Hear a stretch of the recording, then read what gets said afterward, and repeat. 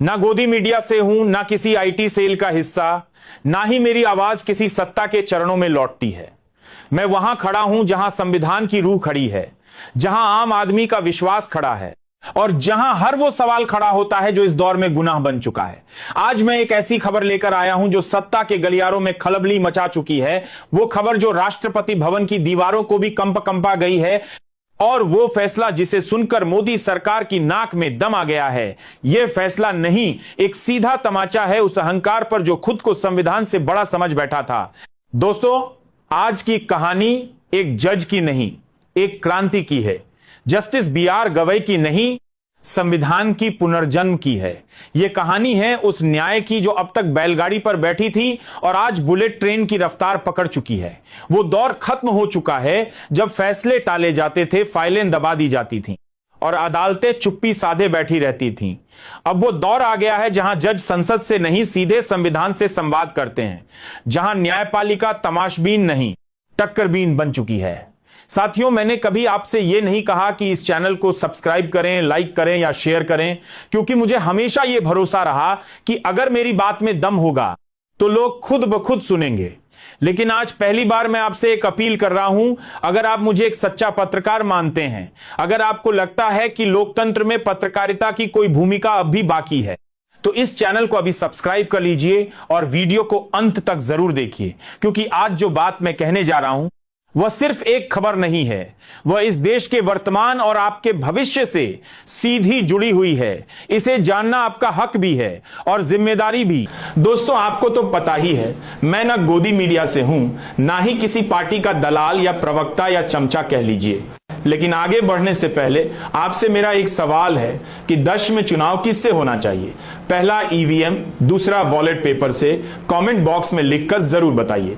साथियों, आज तक मैंने आपसे कभी भी प्रकार का मदद या सहायता नहीं मांगी, लेकिन आज मैं आपसे मदद मांग रहा। बी.आर. गवई देश के मुख्य न्यायाधीश बने हैं, तब से सत्ता के लिए एक नई मुसीबत खड़ी हो गई है। क्यों? क्योंकि अब सामने है एक ऐसा जज जो ना झुकता है, ना बिकता है और ना डरता है। उन्होंने वो काम कर दिया जो पिछले कई दशकों में कोई मुख्य न्यायाधीश करने की हिम्मत नहीं कर सका। उन्होंने राष्ट्रपति को आदेश दे दिया। जी हां, राष्ट्रपति, उस पद को जिसे अब तक सत्ता का सबसे सुरक्षित कवच माना जाता था। लेकिन गवई साहब ने साफ कर दिया, इस देश में सर्वोच्च कोई नहीं, ना राष्ट्रपति ना प्रधानमंत्री, सिर्फ और सिर्फ संविधान। और यह बात जितनी सीधी लगती है उतनी ही खतरनाक है उन लोगों के लिए जो संविधान को जेब में रखने की आदत पाल चुके हैं। तो आइए समझते हैं कि पूरा मामला क्या है। सुप्रीम कोर्ट ने हाल ही में राष्ट्रपति और राज्यपालों को लेकर बड़ा आदेश जारी किया है। कोर्ट ने कहा है कि अगर कोई विधेयक उनके पास आता है तो उसे 3 महीने के भीतर मंजूरी दें या अस्वीकार करें, यानी ना अनिश्चितकालीन चुप्पी, ना राजनीतिक चालबाजी, या हां या ना। अब तक होता यह था कि जहां बीजेपी की सरकार है वहां राज्यपाल विधेयकों पर चुटकी में साइन कर देते थे, लेकिन जहां विपक्ष की सरकार है वहां सालों तक फाइलें धूल खाती थीं। यह लोकतंत्र नहीं, यह संवैधानिक बदला था। लेकिन अब सुप्रीम कोर्ट ने साफ साफ लाइन खींच दी है। अब फैसला लटकाया तो अदालत करेगी फैसला। और जैसे ही यह फैसला आया, सत्ता की चूलें हिल गईं, राष्ट्रपति भवन बेचैन हो गया। द्रौपदी मुर्मू ने चीफ जस्टिस गवई से सवाल पर सवाल दाग दिए, क्या आप हमें आदेश दे सकते हैं?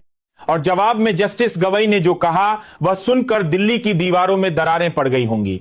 उन्होंने कहा, हां, हम आदेश दे सकते हैं क्योंकि हम संविधान के पहरेदार हैं। राष्ट्रपति हो या राज्यपाल, अगर आप संवैधानिक मर्यादाओं का उल्लंघन करेंगे तो अदालत निर्देश देगी और खुलकर देगी। अब यह सिर्फ एक कानूनी प्रक्रिया नहीं है, यह एक लोकतांत्रिक क्रांति है। जस्टिस गवई ने वो कर दिखाया है जो जस्टिस रंजन गोगोई और जस्टिस अरुण मिश्रा जैसे जजों के दौर में कल्पना भी नहीं की जा सकती थी।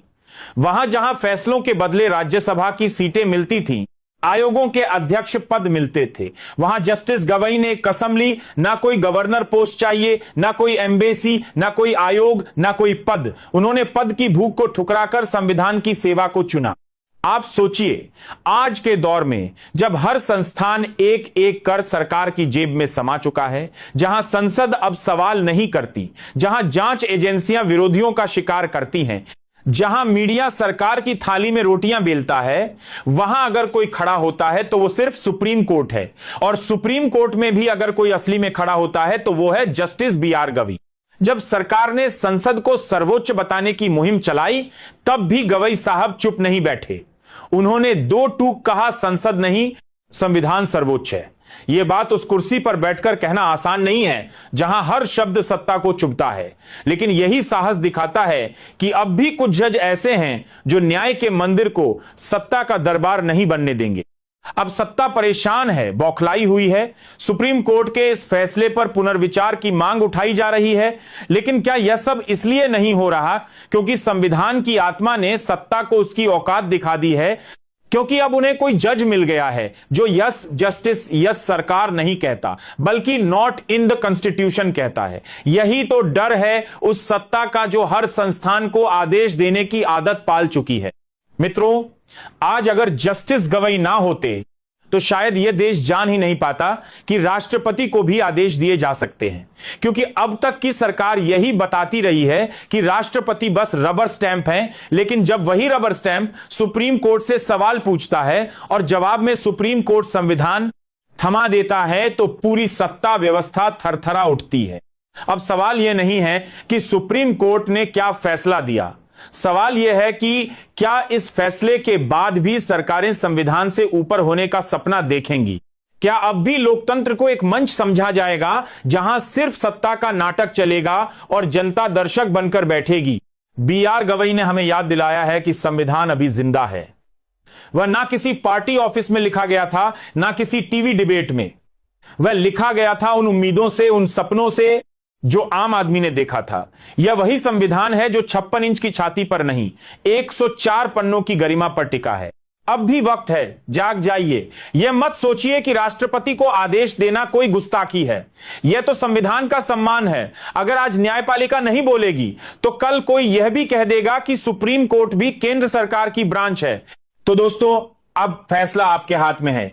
क्या आप उस संविधान के साथ खड़े होंगे जिसे बाबा साहेब अंबेडकर ने खून पसीने से गढ़ा था, या उस सत्ता के साथ जो संविधान को जेब में रखने का सपना देख रही है? आज जब संसद मौन है, मीडिया बिका हुआ है और जांच एजेंसियां सत्ता की तलवार बन चुकी हैं, तब जस्टिस BR गवई जैसे लोग इस देश की लोकतांत्रिक रीढ़ बनकर खड़े हुए हैं। उन्होंने जो किया वो किसी बयान से कम नहीं, बल्कि एक तिरंगा फहराते हुए ऐलान है कि अब भी इस देश में कानून जिंदा है, संविधान बोलता है और सच्चाई टकराती है। इस फैसले ने सिर्फ राष्ट्रपति भवन की नींव नहीं हिलाई, बल्कि उस सत्ता की नींव को भी झकझोर दिया है जो हर संस्थान को अपनी कठपुतली बना देना चाहती थी। BR गवई ने न सिर्फ राष्ट्रपति को संविधान का पाठ पढ़ाया, बल्कि उस हर भारतीय को याद दिलाया कि न्यायपालिका अगर चाहे तो सत्ता के घमंड को भी कानून के कटघरे में खड़ा कर सकती है। अब यह लड़ाई सिर्फ विधेयकों की मंजूरी की नहीं है, यह लड़ाई है लोकतंत्र को जीवित रखने की। अगर आज इस फैसले को आप हल्के में लेंगे तो कल को कोई सत्ता यह भी कह देगी कि सुप्रीम कोर्ट हमारी शाखा है और लोकतंत्र सिर्फ चुनाव जीतने की मशीन है। इसीलिए आज जरूरी है कि हम इस आवाज के साथ खड़े हों जो सत्ता के आगे नहीं झुकती, जो सवाल पूछती है और जो हमें याद दिलाती है कि इस देश की असली ताकत किसी नेता के भाषण में नहीं, उस संविधान में है जिसे रोज कुचलने की कोशिश हो रही है।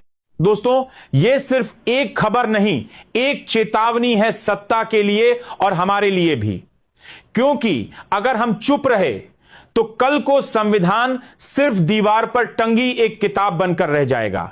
और अगर आज हमने सवाल नहीं पूछे तो आने वाली पीढ़ियां हमें माफ नहीं करेंगी।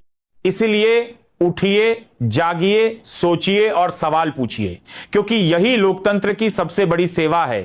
जय संविधान, जय भारत। अगर आपको यह वीडियो जरूरी लगा हो तो कृपया शेयर कीजिए, सब्सक्राइब कीजिए और कमेंट में जरूर लिखिए संविधान के साथ हूं।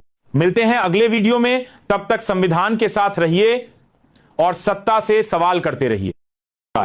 साथियों, इस पूरे खबर पर आपकी क्या राय है कमेंट बॉक्स में लिखकर जरूर